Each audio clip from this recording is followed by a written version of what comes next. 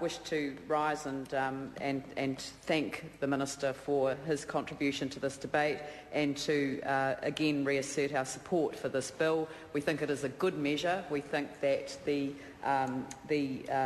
objectives that are described in this bill are certainly ones that we support, and we hope that this new Electoral Commission, which will take over the functions of the Chief Electoral Officer and the current Electoral Commission, we certainly feel that that will improve confidence in our electoral system.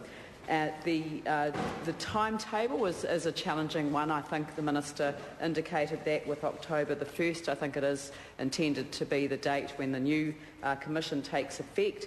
And I believe that it was right for the government to take the decision to hold off the second tranche of administrative changes until after that process was established, and for the remaining functions to transfer to the Commission after the holding of the next general election makes very good sense indeed. However, I do think that it wouldn't be appropriate to end the contribution that I'm going to make on this particular bill without reinforcing the deep and abiding concern I have about the impact of this new body having to focus its attention on its first general election, and knowing that many of the personnel will be the same personnel, but knowing that they'll want to do that really well first time, and at the same time having an incredibly important constitutional referendum with no spending limits on third parties. And I think it's a serious issue that this House needs to take a good look at, because even though that is contained within another bill, the fact that this Commission will be looking at the detailed application of MMP and different parts of MMP, if MMP survives the referendum, it is right and proper that we raise this in this debate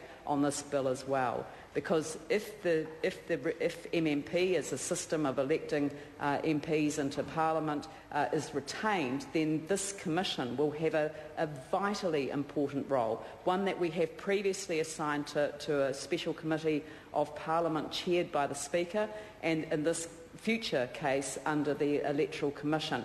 I actually personally support that. I think it's better to have an independent Crown entity taking up that role, and I think the public can have confidence in that, and that will be one of, I think, the advantages that we will go into the referendum on MMP on.